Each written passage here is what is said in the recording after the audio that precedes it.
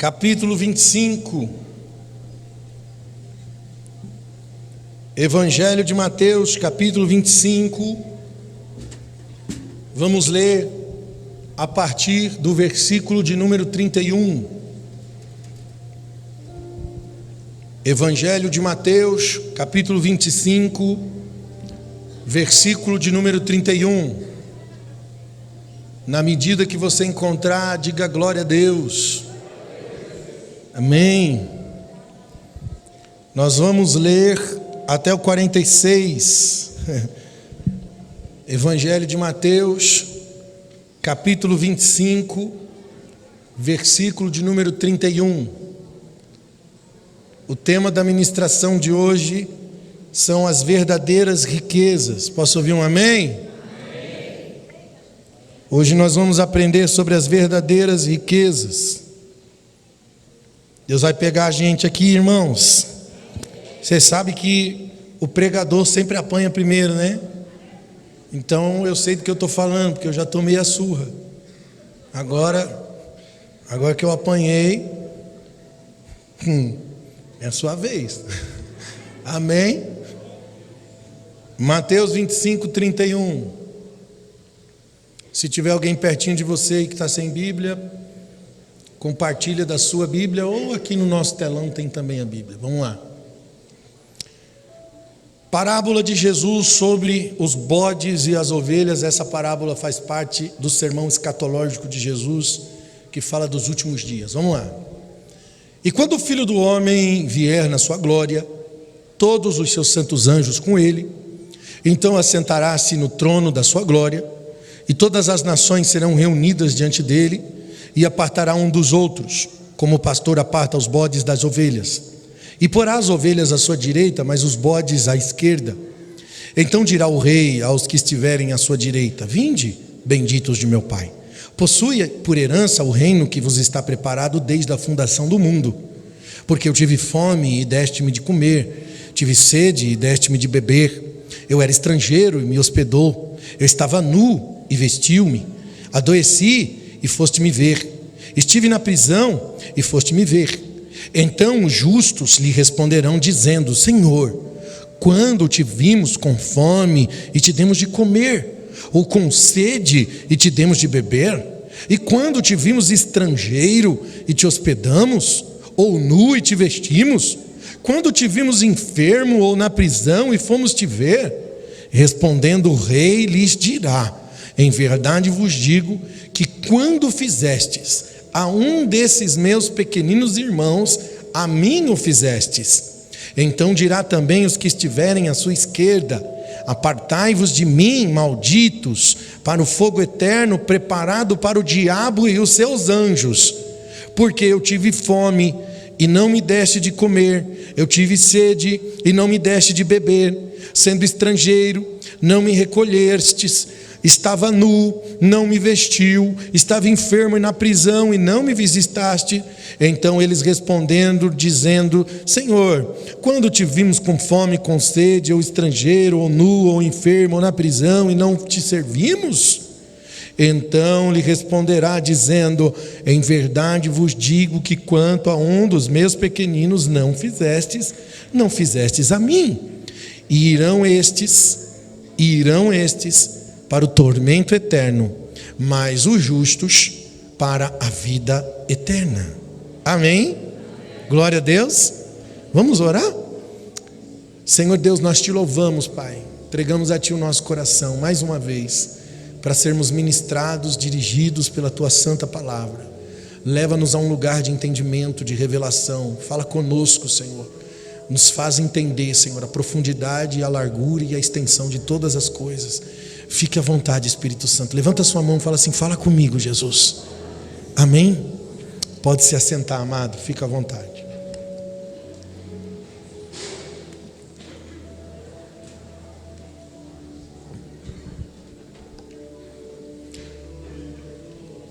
Esse sermão, ele vem seguido do sermão das 10 virgens.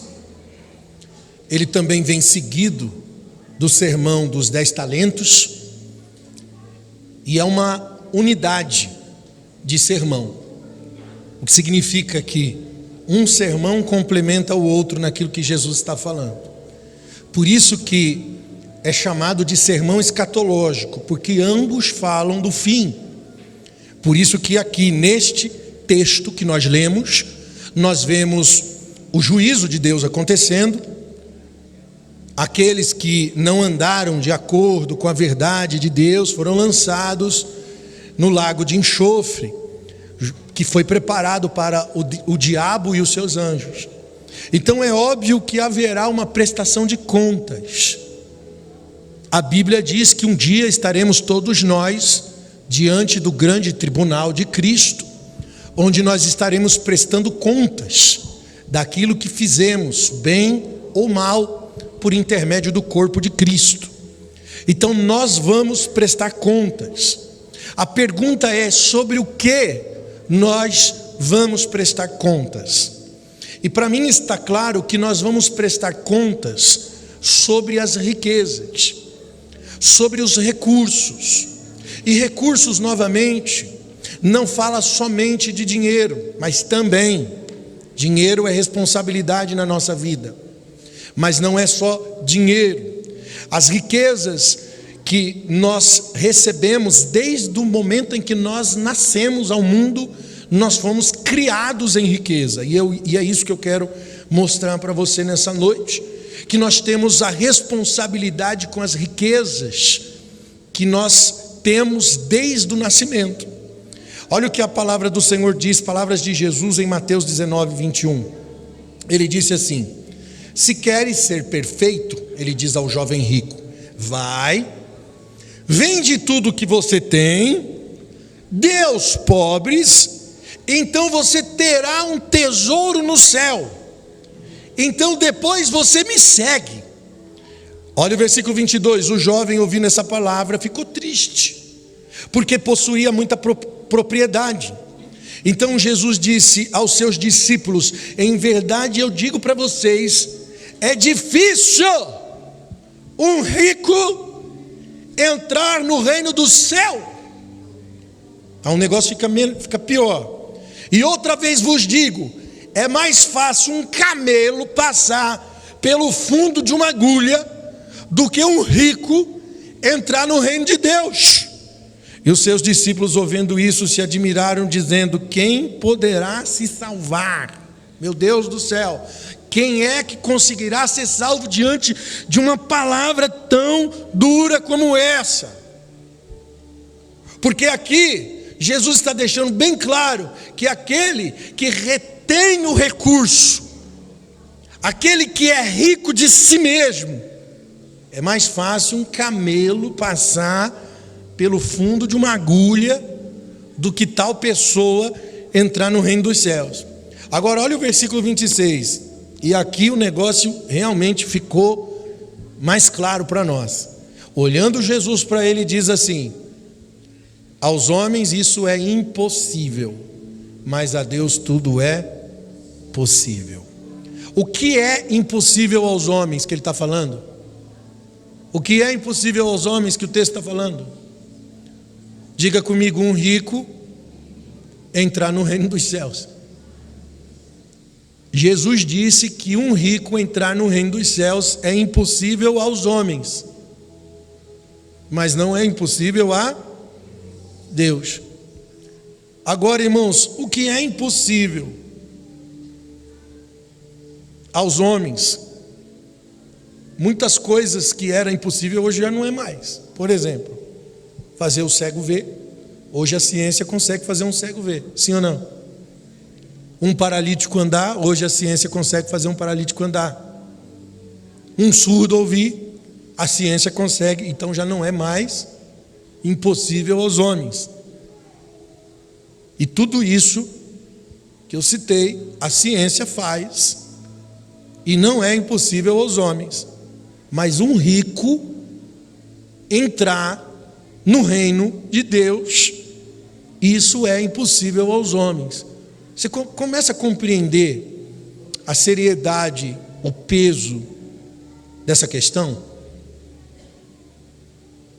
Qual foi a conclusão dos discípulos quando Jesus disse que nós precisamos nos converter da riqueza. Eles olharam para eles mesmos e disseram assim: meu Deus, e agora? Quem é que vai se salvar? Quem é que vai conseguir se salvar? Ninguém. O que nos impede de entrar no reino dos céus? Pensa. O que nos impede de entrar no reino dos céus? Pense. A nossa relação com a nossa própria riqueza é a primeira coisa que impede, na verdade, é a única coisa que impede. Por isso que a Bíblia diz que é a raiz de toda espécie de mal. É a base, é de onde brota a raiz, é de onde nasce o mal. E a Bíblia diz que o amor ao dinheiro é a raiz de toda espécie de maldade.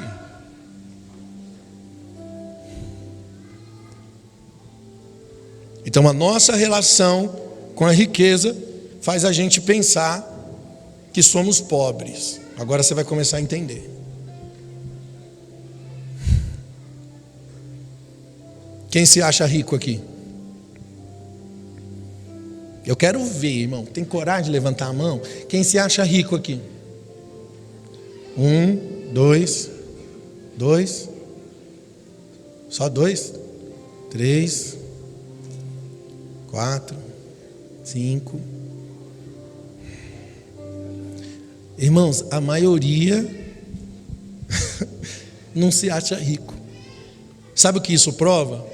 Isso prova que a sua relação com a riqueza faz você pensar que você é pobre. Os mais espertos levantam a mão. Está começando a entender. Você vê como um negócio, o gatilho pega, o raciocínio começa a funcionar. E eu gosto que você presta bem atenção para você pegar o que eu quero falar para você. Eu vou repetir. A nossa relação com a riqueza faz a gente pensar que somos pobres. Onde nós somos impedidos de enxergar o verdadeiro sentido das riquezas nas nossas vidas. Nós não entramos na dimensão do reino de Deus quando não entendemos.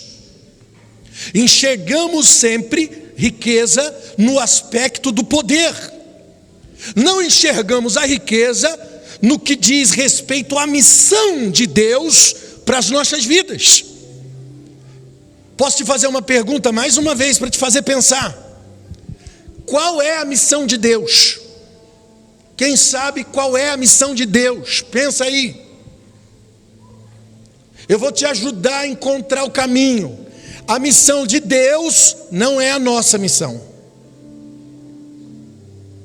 A missão de Deus também não é a missão da igreja. Então pensa, qual é a missão de Deus? Eu vou mostrar para você no texto. Hebreus capítulo 1, versículo 3. Falando de Jesus. Ele, sendo o resplendor da sua glória, a expressa imagem da sua pessoa. Essa é a missão de Deus. Formar alguém a expressa imagem da sua pessoa. Por isso que Gênesis 1:26, quando Deus vai criar o homem, ele diz: façamos o homem a nossa imagem, conforme a nossa semelhança. Enquanto Deus criava pela palavra, dizendo haja luz, haja firmamento, tudo pelo poder da palavra, havia uma expressão de poder nesse momento. Mas quando Deus quando Deus forma do barro com as suas próprias mãos, Ele modela o homem e Deus sopra de dentro dele o fôlego da vida sobre o homem. Agora há uma expressão da vontade e não uma expressão do poder. Eu vou repetir para você entender. Enquanto ele dizia haja luz, haja firmamento, haja aquilo, há uma expressão do poder. Mas quando ele sopra o fôlego dentro do boneco que ele fez com as próprias mãos, há uma expressão da sua vontade. O poder precisa estar associado a uma vontade para que possa depois estabelecer-se um propósito. E o propósito só pode se cumprir quando existe um ser capaz de expressar, de revelar de forma visível a imagem de quem Deus é. E Cristo é esse homem. Cristo é essa perfeita imagem de quem Deus é. Então, a partir de Cristo, nós temos o modelo, nós temos o parâmetro, nós temos o protótipo para nos aperfeiçoar. Eu e você podemos nos tornar a imagem e a semelhança de Deus a partir do primogênito entre muitos irmãos, que é Cristo. Jesus é a semente da formação de Deus em nós. Gálatas 4,17, o apóstolo Paulo olha para os irmãos de Gálatas e diz o seguinte: meus filhos, por quem de novo estou sofrendo dores de parto, até que Cristo seja formado em vocês. Irmãos, a nossa busca de cristianismo precisa ser a formação de Cristo em nós. Colossenses 1:27, Paulo diz: os quais Deus quis conhecer, fazer conhecer. Como? Os quais são as riquezas da sua glória, desse mistério entre os gentios. Qual que é? Cristo em vós, esperança da glória. Olha o que ele está dizendo: Deus quis fazer conhecer as riquezas da glória. Como? Cristo em vós, Cristo em você. Cristo em você faz com que o mundo conheça quais são as riquezas da glória de Deus. Então nós estamos em formação para se tornar a exata expressão de quem Deus é.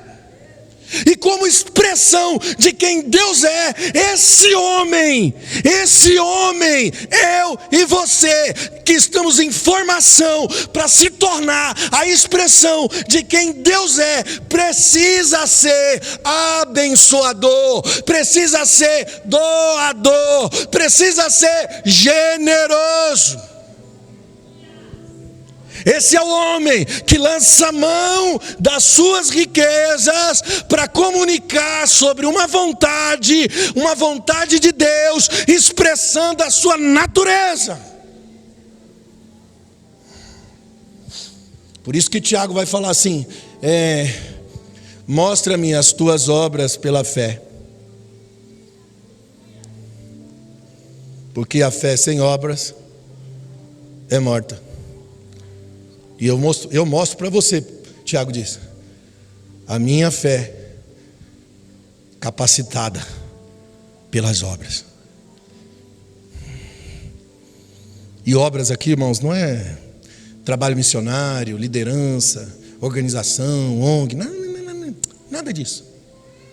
Tudo que você move é uma obra. Todo projeto da sua vida é uma obra. Tudo que você inicia é uma obra. Tua vida é uma obra. A criação dos seus filhos é uma obra. Teu casamento é uma obra. E daí ele está dizendo assim: mostra-me pela sua obra, sua fé. Porque a fé sem obra é morta. Eu vou retificar. A missão de Deus é formar homens segundo a pessoa que ele é. Ok? E esse homem é um homem rico, que lança a mão das suas riquezas para comunicar a vontade de Deus, cumprindo então o propósito. Vocês estão entendendo? Esse homem que Deus está formando, segundo a pessoa que ele é um homem rico, que lança a mão das suas riquezas para comunicar a sua vontade, expressando assim quem Deus é no cumprimento do propósito. Ai, pastor, eu quero saber qual é a obra de Deus para a minha vida, qual é o meu chamado, qual é o meu ministério. Então tá, comece a amar. De forma sacrificial. Você vai cumprir o propósito. Você vai cumprir o chamado. Não, mas eu pensei que era para mim, sei lá, cantar, pregar, ser líder de qualquer coisa. Não. Você foi chamado para ser líder de si mesmo, começando liderando seu coração, entregando a Ele diante do altar, para que você viva de modo sacrificial, tocando o mundo à sua volta. Está aqui o cumprimento do propósito. Se você não viver isso, não adianta não cantar, não adianta não pregar, não adianta não liderar, não vai funcionar. Você vai fazer, pode até ter sucesso. Pode até ter sucesso pelo talento que você tem. Pode até prosperar pela capacidade eloquente, elasticidade que existe em você no fazer. Mas diante do eterno Deus, as portas estarão fechadas da eternidade. Você está entendendo? Por isso que naqueles dias dirão assim: Senhor, curamos em teu nome, profetizamos em teu nome, fizemos sinais em teu nome. Eu falo, não conheço você. E aí você pensou que foi usado por Deus, mas você nunca foi usado por Deus. Você foi usado por você mesmo. Você é bom no que faz, realmente você fala bem pra caramba, as pessoas até pensam que você foi usado por Deus, mas você não foi usado por Deus, você que usou Deus. Quem está entendendo? Olha o que Jesus diz, Lucas, isso tem que ficar bem claro para nós aqui. Lucas capítulo 16, versículo 9. Jesus disse assim: usem as riquezas desse mundo ímpio para ganhar amigos, de forma que, quando ela acabar, eles vos receberão nas moradas eternas. Pois quem é fiel no pouco, também é fiel no muito. Quem é desonesto no pouco, também é desonesto no muito. Assim, se vocês não forem dignos de confiança em lidar com as riquezas desse mundo ímpio, quem é que confiará a vocês as verdadeiras riquezas? E se vocês não forem dignos de confiança ao que é dos outros, quem é que confiará a vocês o que é de vocês? Sabe por que Jesus fala sobre ser fiéis sobre o que é dos outros? Porque aquilo que Deus dá a você não é seu, Ele deu para que você semeie na vida dos outros. E se você não é fiel com o que é dos outros, não vai receber o que é de vocês, e o que é de vocês está guardado na eternidade. Você está entendendo? Nenhum servo pode servir dois senhores. Odiará um, amará o outro, se dedicará a um, desprezará o outro. Vocês não podem servir Deus e servir o dinheiro.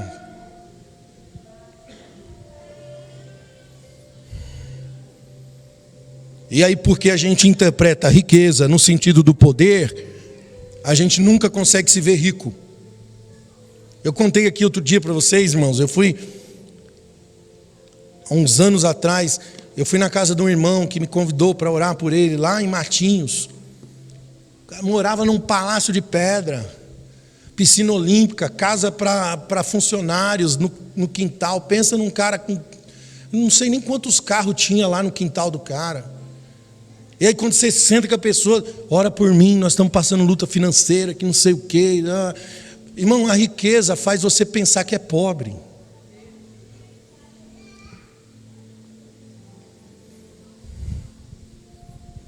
E porque você não entende a verdadeira expressão e sentido do que de fato é a riqueza. Todo homem foi criado rico. Todo homem foi criado rico para que ele possa ser a expressão de quem Deus é. Deus é rico. Então você já nasce abençoado, já nasce com riquezas, dons, virtudes, habilidades, inteligência, sentimentos, emoções, e tudo isso permite o homem ser a semelhança de Deus. Isso faz o homem um homem rico. Mas o que falta para esse homem hoje? O que está faltando é uma identidade clara da natureza e do propósito e da vocação. Só isso que está faltando. Você fala, pastor, o que está faltando para mim é dinheiro. E eu digo para você, não é dinheiro. O que está faltando para você é identidade de natureza, propósito e vocação. Efésios 1,16, o apóstolo Paulo diz: não cesso de dar graças a Deus por vocês, irmãos, lembrando de vocês, irmãos, nas minhas orações, para que o nosso Deus, de nosso Senhor Jesus Cristo, o Pai da glória, dê a vocês o conhecimento e o espírito da sabedoria e da revelação, para que, tendo iluminado os olhos do vosso entendimento, para que vocês saibam e conheçam a esperança da sua vocação e saibam qual é a riqueza, saibam qual é a riqueza da glória de Deus e a herança nos santos.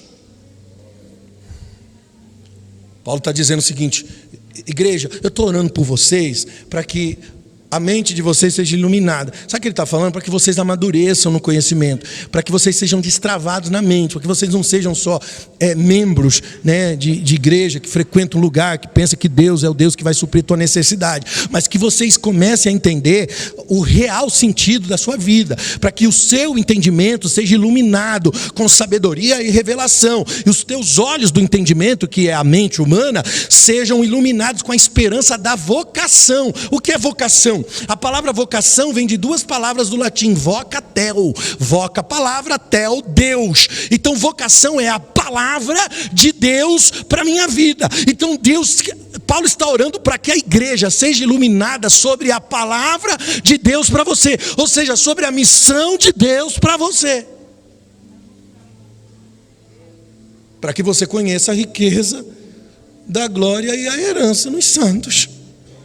Aleluia. Para que você consiga acessar essas riquezas, porque elas estão disponíveis, para que você cumpra a vocação, para que você alcance a herança nos santos. Você está entendendo? Para nos fazer cumprir a vocação, é a missão de Deus. Eu preciso estar dentro da missão de Deus para cumprir a vocação. E qual é a missão de Deus? A missão de Deus é fazer de novo alguém parecido com Jesus. O que acontece quando nós não entendemos? Quando nós não entendemos a missão de Deus, nós não entendemos o que Ele já nos fez ricos, que Ele já nos criou ricos. Riqueza essa que está associada a nos fazer alguém como Ele. Nós não entendemos isso, e por não entender isso, nós nos equivocamos na identidade, não sabemos quem somos, automaticamente também nos equivocamos no conceito da riqueza. E quando nós nos equivocamos no conceito da riqueza, automaticamente também nos equivocamos no sentido do propósito. E você não cumpre o propósito. A nossa visão de Deus é distorcida, irmão. É muito distorcida. A religião fez um bom trabalho. E as pessoas hoje têm uma dificuldade de viver o evangelho.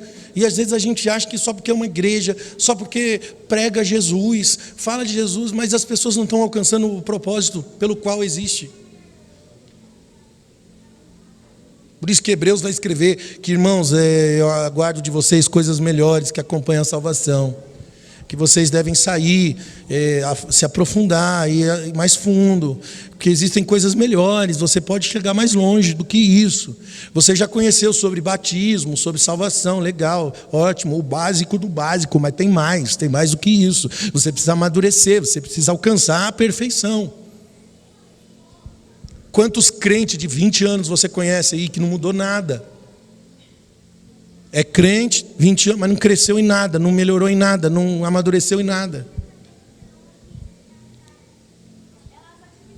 gente que continua magoado, gente que continua ferido, gente que continua mentindo, gente que continua enganando, gente que continua com os mesmos problemas e diz, não, é normal, eu já peço perdão, já eu me conserto, já me arrumo. Não tem frutificação, não mostra, não revela o Cristo durante o trajeto da sua história, porque tudo que vem em Deus é um resolvedor de problemas, é um saciador de carências, e Deus não é isso. O que a Bíblia diz? Hebreus 11:6. Sem fé é impossível agradar a Deus. Mas a gente sabe o que é fé, irmãos? Porque parece que as pessoas estão mais presas na crença do que na fé. E existe uma diferença muito grande da crença e da fé. Uma diferença gigantesca. Eu não sei se vocês estão conseguindo me entender. Deixa eu pensar aqui uma forma de ensinar melhor. Deixa eu pegar um voluntário. Vem cá, Flávio, você que é mais carudo.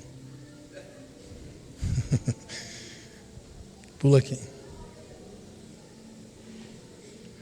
Fica aí. Esse é o Deus.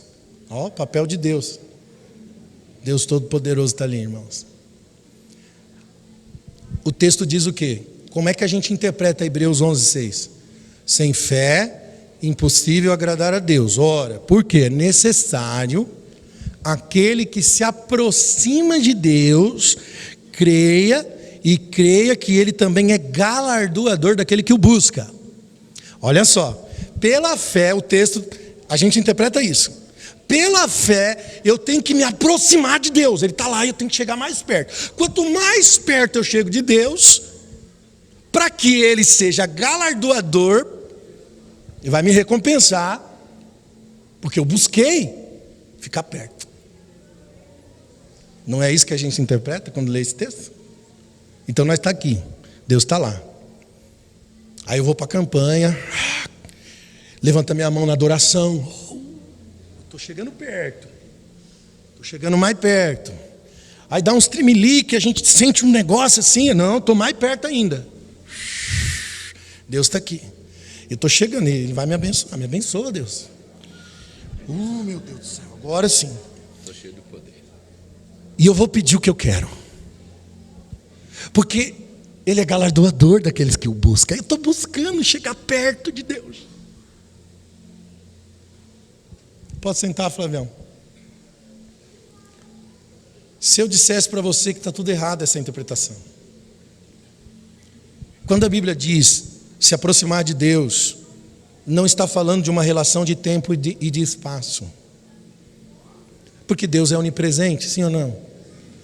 Irmãos, Deus está até com os ímpios. A Bíblia diz que Ele está em todos os lugares, contemplando os maus e os bons. Então, se aproximar de Deus não é uma relação de tempo e espaço. Então, qual é o sentido da fé para se aproximar de Deus? Presta atenção. Qual é o sentido da fé para se aproximar de Deus, para dizer para Deus o que eu preciso que Ele me faça? Se Deus é onisciente, qual é o sentido da fé para a vida de uma pessoa, e aí eu vou classificar de carente, uma pessoa carente que se aproxima de Deus para conseguir a realização de qualquer coisa, sendo que Deus é onipotente? Eu vou responder com texto bíblico, Romanos capítulo 11, versículo 33. Ó profundidade das riquezas, tanto da sabedoria como da ciência de Deus, quão insondáveis são os seus juízos, quão inescrutáveis são os seus caminhos. Quem conheceu a mente do Senhor? Quem foi o seu conselheiro? Quem lhe deu primeiro para depois ser por Ele recompensado? Porque dele, por Ele e para Ele são todas as coisas, e a Ele a glória eternamente. Amém. Paulo deu um tapa na nossa fuça com esse texto, meu amigo. Quem é você para tentar alguma coisa e receber de Deus? Quem sou eu? Irmão, quem é que usou a fé para chegar até o céu e conseguir alguma coisa que deseja de Deus? Quem? Lembra a história de Babel? Os caras construindo a torre para chegar até Deus e de lá conseguir então o que deseja. Quiseram, mas não conseguiram. Deus confundiu as línguas. Isso tem a ver com crença ou isso tem a ver com fé? Porque os caras, se for falar, né, de atitude, é um ato de muita coragem começar a construir um prédio que vai chegar até o terceiro céu, encontrar Deus. Se a gente for olhar no aspecto da atitude, a gente fala, esses caras tinham muita fé. Mas eu chamo isso de crença e não de fé. E tem gente que tem uma fé, uma crença tão forte, mas tão forte, você fala, meu, esse cara queria ter um pouquinho de fé, que a fé que esse cara tem, mas não é fé, é crença. Por quê? Porque fé, presta atenção, a verdadeira fé é para eu me tornar alguém próximo do que Deus é, não para que eu me aproxime de Deus, mas que eu me torne próximo daquilo que Deus é. A verdadeira fé me torna semelhante a Deus na minha natureza. Por quê? Porque eu fui feito por Deus com a missão de mostrar quem Deus é. Simples assim. Então a fé não é essa trajetória que nós aprendemos com a religião do carente que se aproxima de Deus para receber dele o benefício. Tiago 1,3 ele diz, sabemos que a prova da nossa fé vai operar em você a paciência, e essa paciência tem uma obra perfeita, para quê? Para que você se torne perfeito, completo, sem falta de nada, maduro. Olha só, a fé opera a paciência, que opera na minha vida um aperfeiçoamento para que eu me torne perfeito, irmão, completo, irmão, maduro, sem falta de nada. Não tenho mais carência, não tenho mais necessidade de nada. A fé me torna uma pessoa resolvida. Eu não preciso de mais nada. Uma pessoa madura, cheia do Espírito Santo, que anda com Deus, ele não dobra mais o joelho para ficar pedindo coisas das suas carências. Dobra o joelho para orar para o propósito de Deus, para cumprimento de propósito. Ele se torna intercessor de causas que não são suas mais. Porque a verdadeira fé é para que eu me torne um abençoador de todos aqueles que me buscam. De modo que todas as pessoas que se aproximarem de mim, eu me faço abençoador dele, como meu Pai é abençoador de todos que o buscam. João 12:45 diz o quê? Quem vê o Filho também vê quem? Vê o Pai. Então eu me tornei a imagem de Cristo. Eu também sou filho de Deus. Ele é o primogênito. Eu sou filho. Eu sou a imagem e a semelhança do Cristo. E quem me vê a mim tem que ver o Pai. E se o Pai é abençoador de todos aqueles que o buscam, logo agora eu me tornei a imagem e a semelhança de Deus. Sou abençoador de todos aqueles que me buscam. Está dando luz ao entendimento? A fé não é a certeza de que a minha pobreza será suprida. Eu vou repetir.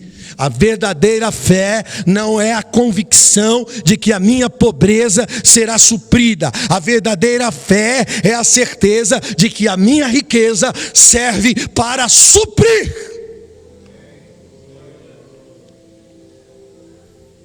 A verdadeira fé não é a certeza de que eu vou receber alguma coisa, mas é a certeza de que eu já recebi.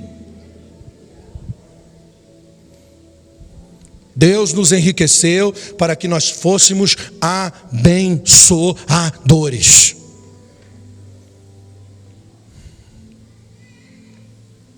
Aí você pode falar assim, pastor, mas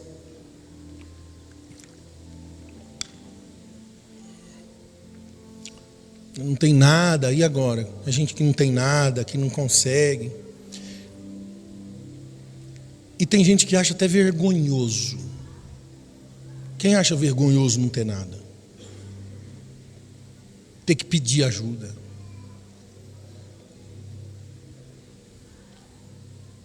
Vergonhoso.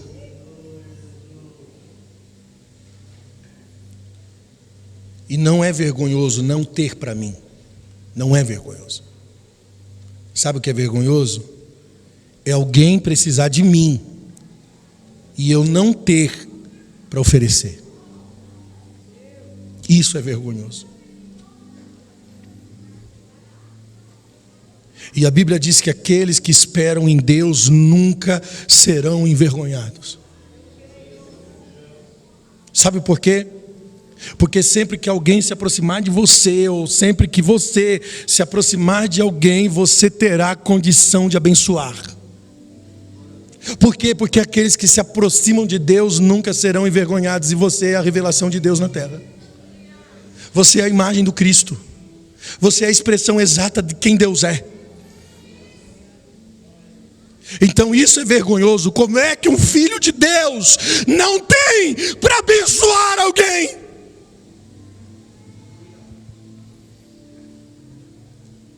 Porque quando nós somos filhos de Deus e nos aproximamos de alguém, ou alguém se aproxima de nós, nós sempre vamos ter o que ele precisa. Nós somos abençoadores daqueles que nos buscam. Você começa a entender o juízo de Deus, amado. O juízo de Deus não é contra a mesquinharia de quem fecha as mãos. O juízo de Deus não é contra simplesmente as pessoas que são desleixadas com as pessoas. Mas é porque corrompem a verdade de quem Deus é. A expressão de quem Deus é a doação, é a entrega. Por isso que quem fechou a mão, quem não foi ver o pobre, quem não foi servir o preso, quem não foi servir o necessitado, quem não vestiu o nu, o problema dele no juízo não é o fato dele ter sido mesquinho, mão de vaca. Não. O problema dele foi porque ele está corrompendo a imagem de quem Deus é. E Deus é sacrifício, Deus é entrega. Por isso que Romanos 1,18, Paulo vai dizer que é do céu que se manifesta a ira de Deus sobre a impiedade e a injustiça dos homens que detêm a verdade na prática da injustiça. Como é que você detém a verdade? Como é que você detém a justiça praticando a injustiça? Impedindo. No juízo nós vamos prestar conta, não é do que nós fizemos de errado, nós vamos prestar conta do que nós não fizemos de certo. Poderíamos ter feito e não fizemos. Estava nas suas mãos o poder de fazer o bem e não fez. Por isso que a verdadeira fé não tem a ver com aquilo que eu poderia receber, mas tem a ver com aquilo com que eu me tornei. Consequentemente, com o que eu tenho para oferecer. Porque se eu me tornei, eu tenho para oferecer. A verdadeira fé é quando eu tenho a plena convicção da missão, da riqueza de Deus na minha vida. Mas está tudo invertido. Tudo invertido. As pessoas, em nome de uma crença confundida com fé, fazem da sua riqueza a sua missão. A minha riqueza é a minha missão. Então eu vou para a igreja fazer a campanha para prosperar de vida. Eu vou lá dar o testemunho do carro zero que eu comprei, que agora a minha casa tem um conforto para a glória de Deus. A minha missão é a minha riqueza. Não tem a ver com dividir, com compartilhar, com estender a mão. Tem a ver com conquistas, com posições alcançadas. O nosso objetivo é se tornar o primeiro, ganhar prestígio entre a sociedade, ganhar um nome, ganhar fama, ganhar respeito. E aí a gente trabalha por tudo isso: dinheiro, fama, respeito, ostentação por riquezas, desejos carnais, soberba da vida. E aí o homem que pensa que está em Deus, mas está tonado, banhado de concupiscência, em nome de uma pseudo-fé, que eu chamo de crença, alimenta os seus desejos. Está tudo invertido. Porque o propósito de Deus é que Deus te enriqueceu para que você fosse como Ele. Como? Abençoador de todos aqueles que te buscam. E sabe qual que é a maior riqueza? A maior riqueza que alguém pode ter é ver. É ver. Por isso que Jesus disse assim: o filho faz o quê? O que vê o pai fazendo.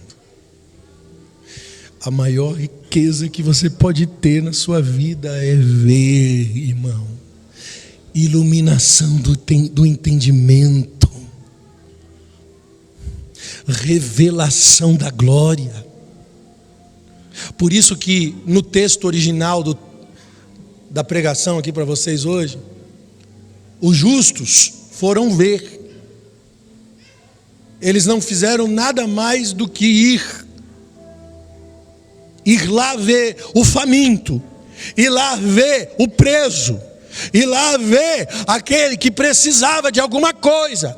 Ele estava vendo, porque viu, enxergou, pôde fazer alguma coisa.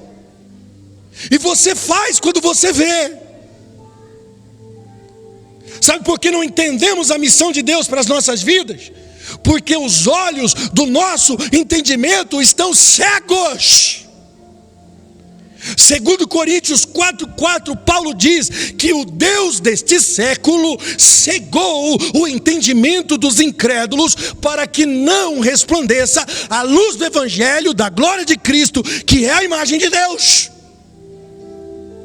O Deus desse século, Satanás e seus demônios, cegou o entendimento dos incrédulos para que não veja a luz do Evangelho. O que é a luz do Evangelho, irmãos?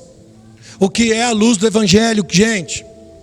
A luz do Evangelho é que Ele nos abençoou com todas as sortes de bênçãos nos lugares celestiais. Para quê, meu Deus do céu? Para que nós fôssemos abençoadores de todos aqueles que nos buscam, para nos tornar o quê? Pessoas plenas, pessoas sem carência, pessoas bem resolvidas, pessoas que não precisam de coisa alguma, porque são plenas, são completas em Cristo e não espera nada, não precisa de nada. Ela é que é abençoadora, não está em busca de bênção, está em busca de abençoar.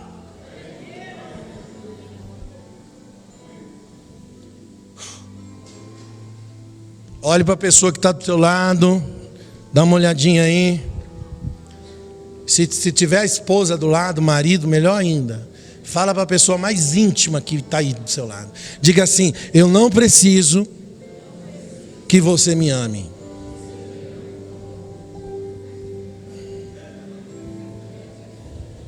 Não preciso. Por que, pastor, você está falando isso agora? Oh, meu Deus do céu, agora o pastor vai pregar uma heresia. A Bíblia não fala que tem que amar? A Bíblia fala que tem que amar, mas a Bíblia não fala que você tem que requerer amor. Então você tem que amar, mas você não precisa requerer amor. Então eu não preciso que você me ame. Eu vou te amar. Sabe por quê? Porque ainda quem está à espera de ser amado é carente. Eu vou repetir: aquele que ainda está à espera de ser amado é carente. João 3,16 diz o quê? Não preciso nem falar. Você já deve conhecer esse texto. O texto mais famoso da Bíblia, João 3,16. Deus amou o mundo de tal maneira que deu seu Filho unigênito, para que todo aquele que nele crê não pereça, mas tenha vida. Por que parece que não temos vida eterna? Não, por que parece que a nossa vida é muito ruim? Porque é um bando de carente. Pegou? Porque somos um bando de gente carente, porque ainda está à espera de ser amado. E quem está à espera de ser amado não conhece o propósito da missão nas suas riquezas. Porque as suas riquezas servem para uma única coisa: cobrir as suas carências. Por isso que o cara tem o dom, aí ele usa o dom para tentar satisfazer carência. Ele usa o dom para tentar ganhar dinheiro. Ele usa o dom para tentar ganhar fama, nome, prestígio. Trabalha, mas o propósito no fim é suprir a carência de alcançar um posto maior, um lugar de prestígio. E Jesus dizia o quê? Eu sou como aquele que serve. Quem é maior, quem está à mesa ou quem serve? Gente, eu sou como quem serve. Jesus é o cara da bandeja, está servindo a mesa. Por que ele se humilha a esse ponto? Porque quem não é carente não tem humilhação. Não é humilhação para alguém maduro, completo, pleno, carregar uma bandeja. Mas para alguém que não tem definição da sua identidade, é meio constrangedor esse negócio aí. É meio humilhante ter que ser rebaixado na carteira. É meio humilhante assim, sabe, pastor? Aí você vai receber um irmão na igreja e fala assim: ei. A pessoa fala: não, vou lá não, porque eu vou ser rebaixado na carteira.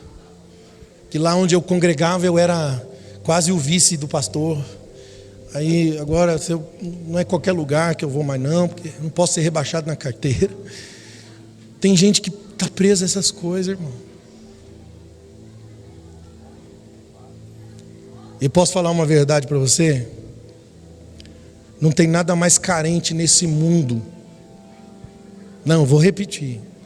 Não tem nada mais desgraçado e carente nesse mundo do que crente. Eu estou mentindo? Crente é a raça mais carente que eu conheço. Gente que vive magoado porque não é bem resolvido. Por isso que não há justiça. Porque as pessoas usam as suas crenças para tentar satisfazer as suas carências. Então não entenderam que Deus te amou de tal maneira, olha só, de tal maneira que Deus deu o seu Filho por você. Você consegue entender a dimensão do amor com que você é amado, irmãos? Não, você não entendeu que você não precisa que alguém te ame, porque Deus já te amou e já te amou de tal maneira.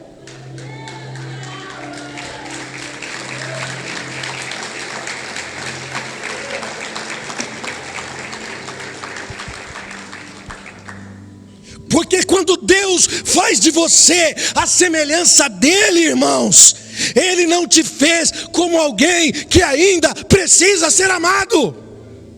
Deus te faz a semelhança dele, porque agora você vai amar da mesma forma como Deus amou você. Porque nisto consiste o amor. 1 João 4,10. Não que nós tenhamos amado a Deus, mas que Ele nos amou e enviou seu Filho pela propiciação dos nossos pecados. Amados, considerando que Deus nos amou dessa forma, agora também nós devemos amar uns aos outros como Deus nos amou. E normalmente não é assim que acontece. As pessoas usam os irmãos para satisfazer as suas carências.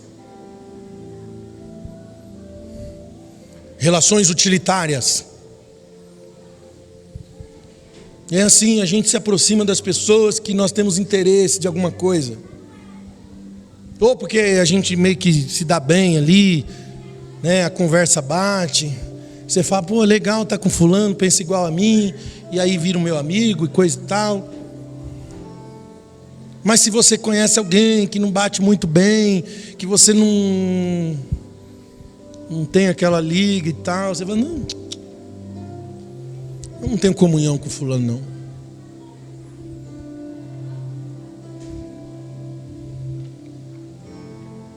Jesus em nenhum momento precisou ser amado. Você viu Jesus precisando ser amado? Em nenhum momento precisou ser amado, mas em todo o tempo Ele amou. Ao ponto que deu a sua vida por todos. É esse homem que Deus quer formar como seus filhos. Alguém que não faz nada, absolutamente nada, para satisfazer carências. Filipenses 2:3, não façam nada por contenda, nada por vanglória, mas tudo que você fizer por humildade. Como que eu faço isso? Considerando o outro, os outros superiores a nós mesmos, de forma que você não atende para o que é seu, mas você atende para o que é do outro, de sorte que haja em vós o mesmo sentimento que houve em Cristo Jesus, que sendo da forma de Deus, não teve por usurpação ser igual a Deus, algo que ele poderia se apegar, porque ele era Deus, mas esvaziou-se a si mesmo, assumiu a forma de servo e habitou entre nós. Aleluia! Olhe para Cristo, não precisou ser amado. Porque se a luz do Evangelho resplandecer no nosso entendimento, nós vamos fazer do nosso ventre, irmãos, escute, se a luz do Evangelho não resplandecer no seu entendimento, você vai fazer do seu ventre o seu Deus.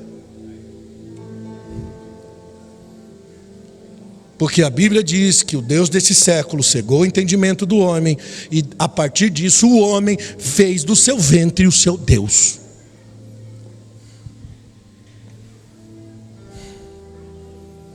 Aí sabe o que eu vejo no meio das pessoas? Da igreja? A igreja tem muito cativo. Lá fora tem muito preso. E aí eu começo a entender Isaías 61, que diz sobre a missão de libertar o cativo e o preso. O Espírito do Senhor Jeová está sobre mim, Ele me ungiu, pregar boas novas. E aí ele fala assim, liberdade aos cativos e abertura de prisão aos presos. Sabe qual é a diferença de um preso e de um cativo? Parece que não tem nenhuma diferença. Mas tem. O preso é o que está nas mãos de Satanás, é o perdido. E o cativo é aquele que ele foi liberto da prisão, mas ainda é cativo na mente. E o cativo fala muito do crente que ainda não resplandeceu na mente, na luz do Evangelho. E o que faz uma pessoa livre da prisão viver cativa? Cegueira. Por isso que Paulo ora para que, iluminando os olhos do nosso entendimento, nós consigamos saber a esperança da vocação, qual é a riqueza da glória e da herança nos santos. E quando isso acontecer, no lugar de você fazer do seu ventre o seu Deus, escute, quando isso acontecer, no lugar de você fazer do seu ventre o seu Deus, do seu ventre vai fluir um rio de água viva, que vai brotar, que vai jorrar para a vida eterna. E você vai ofertar a sua vida pelos irmãos. Principalmente, não, essa você tem que pegar. Você vai ofertar a sua vida pelos irmãos. E principalmente por aqueles que não gostam de você. Tem mais um glória a Deus aí? Principalmente por aqueles que não gostam de você. O que prova que uma pessoa é bem resolvida com Deus? O que prova que uma pessoa é madura em Deus? Completa, sem falta de nada, sem carência. O que prova, irmão? Quando você se dá bem com quem não gosta de você. Faça a reflexão agora. Porque se você é aquele que diz, putz, vim para a igreja hoje, aquele infeliz também veio. Vou atravessar o outro lado do corredor, porque não quero nem olhar para cá assim. Miserável. Misericórdia mesmo. E parece uma brincadeira que eu estou falando aqui, mas é verdade, isso acontece, irmão. No nosso meio acontece bastante. E não tem problema, eu só gostaria que você reconhecesse o quanto você precisa crescer em Deus. Porque essa é a prova de que você não é bem resolvido em Deus. Que não é. Irmão, já teve casos assim na igreja, das pessoas falar de acontecer assim, a pessoa me chamar em casa e falar, pastor, eu vou sair da igreja, não sei o que e tal. Eu falo, não, por que você vai sair da igreja? Conta para mim qual é o problema sou eu, o problema é a visão, é o que você não está concordando e tal. Aí a pessoa vai falar de um terceiro, fala, não, meu problema é com fulano lá, pastor, não suporto, não dá certo, fulano é assim, fulano é assado, eu acho que fulano é a travessão, fulano não sei o quê, fulano, pastor, eu não suporto, não dá, não consigo mais viver nesse ambiente, não sei o quê. Irmão. Aí eu oro, Deus me dá paciência agora nesse momento. Me dá unção de pastor. E tudo que eu quero é a unção do profeta. Naquele momento eu quero a unção do profeta, mas eu tenho que pedir a unção do pastor. Porque o pastor vai ter que apacentar, vai ter que, dar leitinho, porque não está pronto ainda para o sólido. Aí você tem que ir lá, calma, irmão. Mas a minha vontade é a unção do profeta. É falar, vai te converter.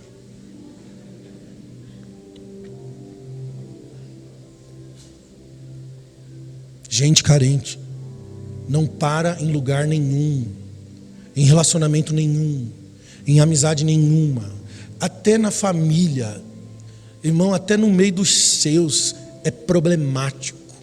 Você não se dá bem nem com a própria mãe, nem com o pai, nem com o irmão, de tão carente que é. Porque vê defeito em todo mundo, ninguém nunca supre a sua expectativa, porque você sempre tem expectativa nos outros, como alguém que acha que precisa ser amado, reconhecido, valorizado, como alguém que acha que as coisas devem ser do jeito que você pensa.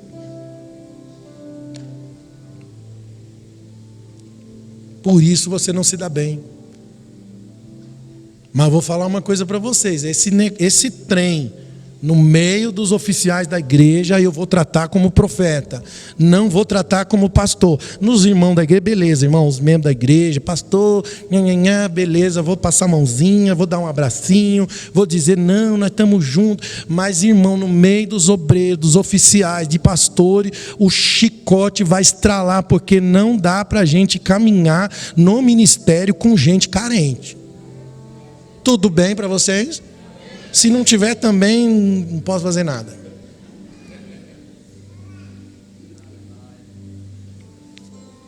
A missão de Deus não é fazer de você uma pessoa amada, mas uma pessoa que ama como Ele amou. Amém? De modo que quem vê um filho, também vê o Pai. Amém? Por isso que a riqueza maior é o poder de ir e vir. A riqueza maior é o afeto. A maior riqueza foi que Jesus falou sobre os caras irem ver o preso, irem ver o enfermo, irem ver o nu. O que você está fazendo com a sua riqueza de ir e vir? Porque o seu ir e vir é uma riqueza, irmãos. Aonde você vai? O que você faz tem a ver com o seu ventre ou tem a ver com as riquezas da glória de Deus revelada ao mundo? Tudo que você faz, quem é o centro, quem está sendo recompensado? É você ou você está fazendo pelo outro, considerando o outro, considerando o valor do outro, conforme o texto que nós lemos? É para você refletir. Perceba que na parábola Jesus não falou de milagres, Jesus não falou de curas, ele só falou de afeto, de quem se preocupou com quem estava pobre, padecendo. Porque ou você alimenta a sua carência, ou você usa a riqueza para alimentar, aleluia, para revelar a glória de Deus ao mundo.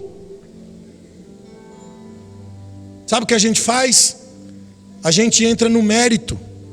E Jesus não entrou no mérito. Ele não questionou porque estava preso. Ele não questionou porque o nu estava nu. Ele não questionou porque o pobre ficou pobre. Porque o enfermo estava enfermo, deve ter fumado a vida inteira, agora está aí com o pulmão arrebentado, aí problema dele, consequência, vai colher pelos seus pecados. A gente olha para um homossexual aidético e a gente diz, está pagando pelos pecados, pronto. E ninguém pode pagar pelos pecados, irmãos.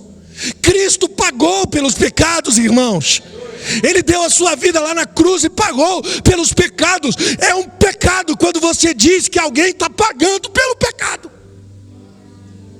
Nós temos sim consequências dos nossos erros, mas o pecado foi pago por Cristo na cruz do Calvário.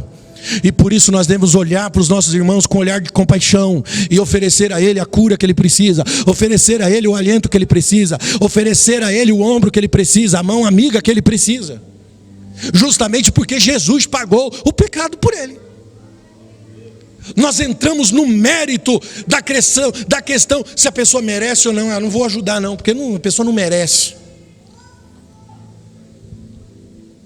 Sabe por que eu não vou ajudar fulano, ciclano? Porque fulano está errado. Então fulano não merece minha ajuda. Então nós entramos no mérito da questão. E isso nos coloca como adoradores do próprio ventre. Damos desculpa. Encontramos as melhores das desculpas quando nós analisamos alguém. Se você analisa alguém antes de ajudar, você não ajuda. Estou mentindo? De modo que isso continua revelando que o seu ventre ainda é o seu Deus. Porque você ainda é presunçoso.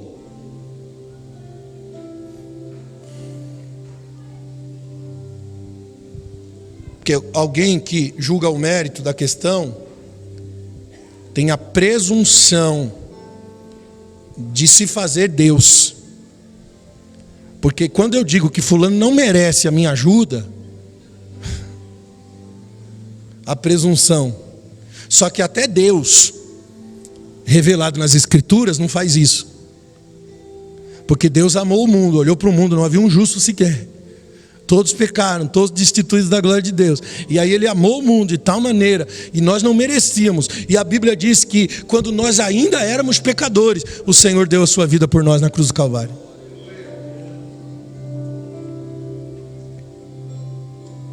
Pare de discutir o mérito das pessoas.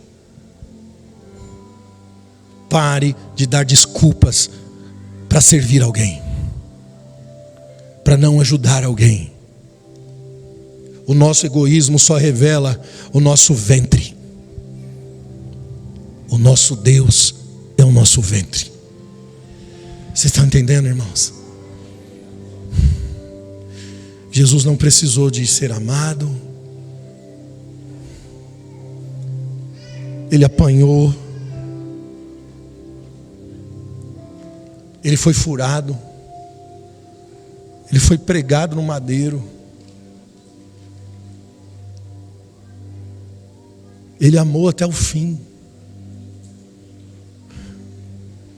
Ele não precisou de nenhum elogio. Ele não precisou de nenhum reconhecimento. Jesus nunca em nenhum momento disse: eu não sou valorizado. A religião ensina que a gente tem que se aproximar de Deus, mas eu digo para você, Quanto mais longe de Deus você for, irmão, mais perto dos irmãos, mais perto do pobre, do necessitado, do caído. Jesus foi tão longe do Pai que chegou um momento da vida dele que ele pensou que estava só, que ele disse: Pai, por que me abandonaste? Ele foi tão longe para se tornar um sacrifício por amor das pessoas, que ele pensou que estava só.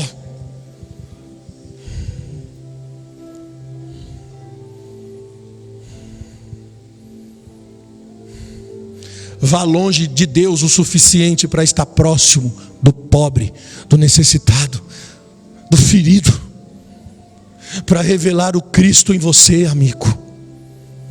Esse é o meu clamor. Que você saia daqui nessa manhã com o entendimento iluminado, para viver o verdadeiro evangelho, as verdadeiras riquezas. Você não precisa ter muito, você só precisa ter um coração entregue já é muito. Você terá riqueza o suficiente para servir o propósito de Deus na terra. Fique de pé comigo, eu quero orar por você.